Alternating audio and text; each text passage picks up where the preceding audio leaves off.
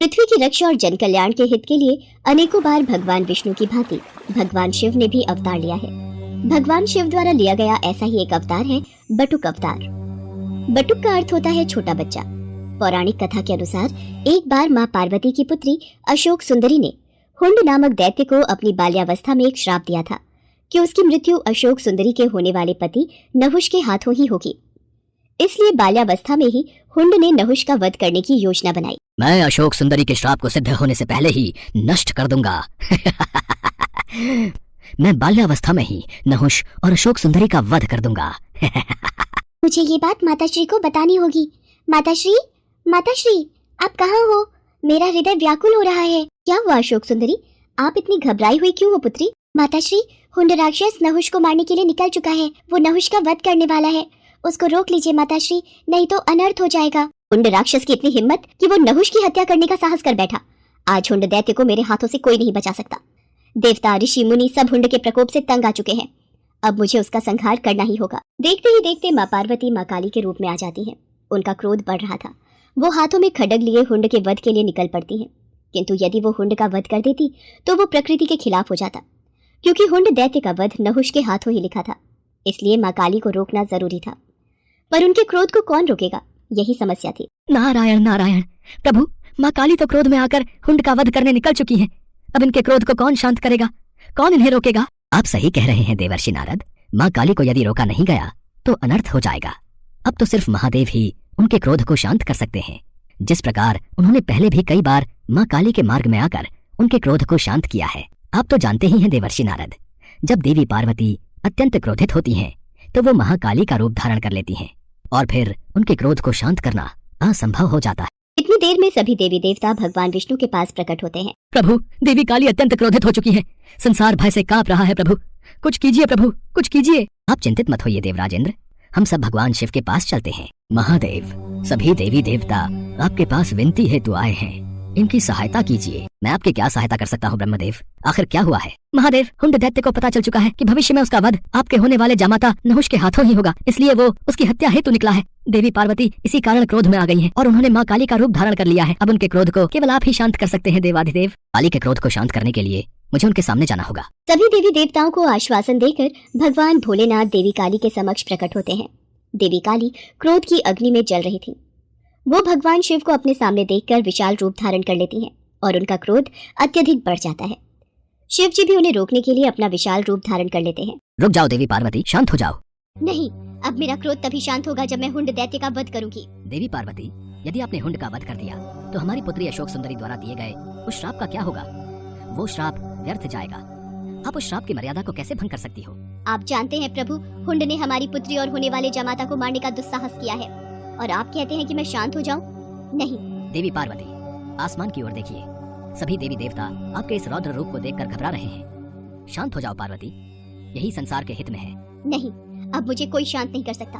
आप मेरे मार्ग से हट जाइए, मैं आज नहीं रुकूंगी। पर रुकिए देवी पार्वती, हमारी पुत्री अशोक सुंदरी और नहुष दोनों ही सकुशल हैं। उन्हें कुछ नहीं हुआ। नारायण नारायण, अब क्या होगा प्रभु? माता तो क्रोध की अग्नि में आगे बढ़ चुकी है। अब महादेव माता को कैसे शांत करेंगे? उन्होंने तो महादेव की बात को मानने से भी इनकार कर दिया है। देवर्षि नारद, भगवान शिव के होते हुए हमें चिंता करने की कोई आवश्यकता नहीं है। वो देवी काली के क्रोध को शांत अवश्य करेंगे। आप निश्चिंत रहिए। माँ काली क्रोध में आगे बढ़ती जा रही थी। तभी उन्हें एक बालक के रोने की आवाज सुनाई दी। वास्तव में वो बालक कोई और नहीं बल्कि महादेव का ही अवतार था, जो हूबहू दिखने में महादेव की तरह ही था। अपने बाल रूप में महादेव रोए जा रहे थे। उनका रोना बंद नहीं हो रहा था। लगातार रोते बच्चे की आवाज को सुनकर माँ काली रुक जाती है। बच्चे का रोना माँ काली से देखा नहीं गया। वो उस बालक के पास जाती है। छोटे से बालक को रोता हुआ देख माँ काली से रहा नहीं जाता और वो उस बालक को गोद में उठा लेती है। ये बालक क्यों रो रहा है? ये बालक तो चुप ही नहीं हो रहा। लगता है मेरे इस रूप को देखकर ये डर रहा है। मुझे अपने वास्तविक रूप में आ जाना चाहिए। बालक की करुण आवाज को सुनकर माँ काली अपना क्रोध भूल जाती है और वो अपने वास्तविक रूप में आ जाती है और बच्चे को खिलाने लगती है। बालक भी चुप हो जाता है। तभी वहाँ पर देवर्षि नारद और भगवान विष्णु सभी देवताओं के साथ प्रकट होते हैं। देवी पार्वती, ध्यान से इस बालक की तरफ देखिए। आपके क्रोध को शांत करने के लिए ही महादेव ने इस बालक का रूप धरा है और ये जो रो रहे थे वो इनकी पीड़ा थी। ये जानते थे कि आप इस समय अत्यंत दुखी हैं और आपने अपने क्रोध को और आपने अपने दुख को क्रोध में परिवर्तित कर लिया है और क्रोध विनाशकारी होता है।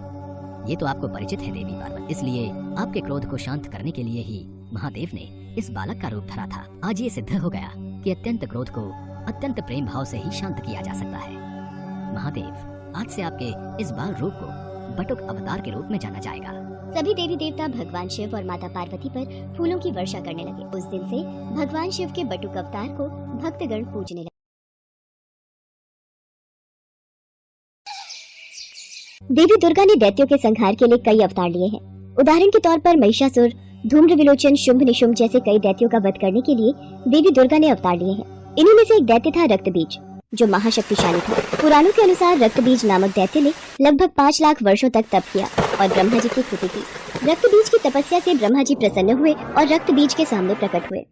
मैं तुम्हारी तपस्या से प्रसन्न हूँ, कहो क्या चाहिए। ब्रह्मदेव, मुझे अमरता का वरदान दीजिए। हिरण्यकश्यप की तरह देवता, दानव, गंधर्व, यक्ष, पिशाच, पशु, पक्षी, मनुष्य आदि कोई भी मुझे नहीं मार सके, ऐसा वरदान दीजिए।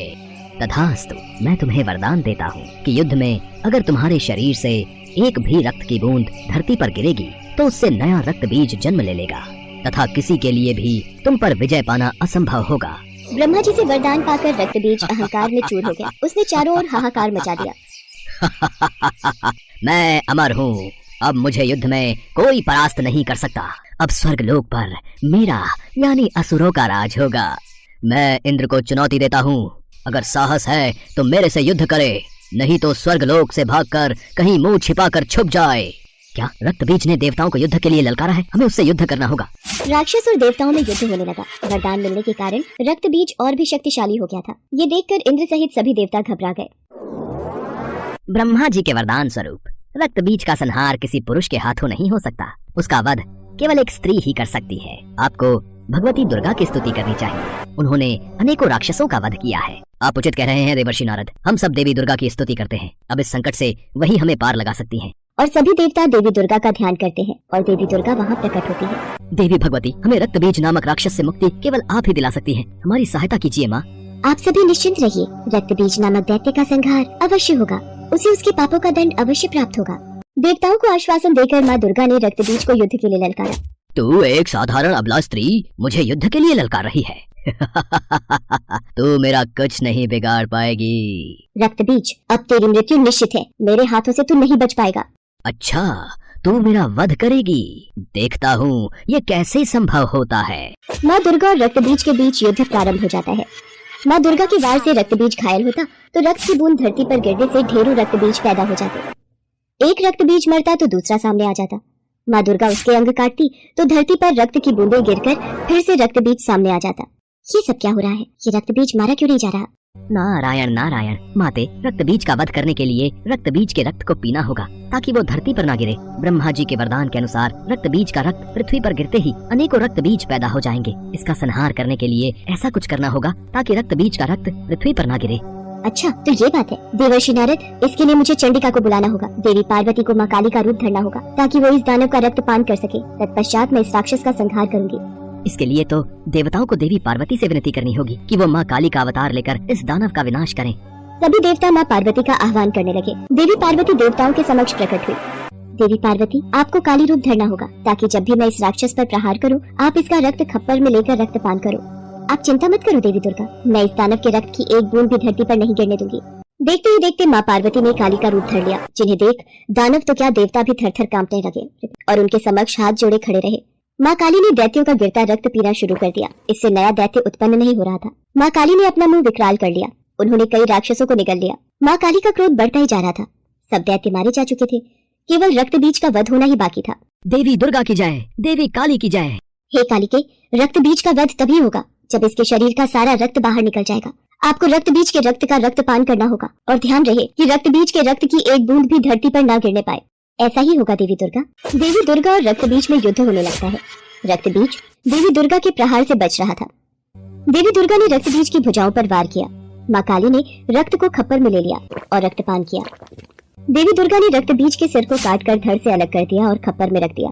माँ काली ने सारा रक्त पी लिया। हे कालिके, आपकी मुंडमाला के लिए मैं रक्तबीज का ये मुंड आपको भेंट करती हूँ। मुझे रक्त चाहिए, मुझे दानवों के मुंड चाहिए, मुझे रक्त दो, मुझे दानवों के मुंड दो। हे शिवा, हे कालिके, रक्तबीज का वध हो चुका है, अपना क्रोध शांत करो देवी काली। मुझे दानवों का रक्त दो, मुझे दानवों का मुंड दो, मुझे दानवों का रक्त दो, मुझे दानवों का मुंड दो। कालिके को रोकने का एक ही उपाय है, भगवान शिव वही काली के क्रोध को शांत कर सकते हैं। देवाधिदेव महादेव, माँ काली का क्रोध बढ़ता ही जा रहा है। उन्हें रोका न गया तो उनके क्रोध से पूरी सृष्टि का विनाश हो जाएगा। मुझे रक्त दो, मुझे मुंड दो, मुझे रक्त चाहिए, मुझे मुंड दो, मुझे रक्त दो, मुझे मुंड दो। देवी काली का क्रोध आक्रामक हो गया था। देवी काली क्रोध की अग्नि में बढ़ती जा रही थी। उनका क्रोध शांत नहीं हो रहा था। अचानक भगवान शिव धरती पर लेट जाते हैं और देवी काली का पैर उनके ऊपर पड़ जाता है और भगवान शिव को अपने चरणों में पड़ा देख देवी काली की जीभ बाहर आ जाती है और वो अपने वास्तविक रूप में आ जाते हैं। महादेव, आप मुझे क्षमा कीजिए, मैंने क्रोध में आपकी ओर देखा नहीं। उसके पश्चात सभी देवी देवता भगवान शंकर और माता पार्वती पर फूलों की वर्षा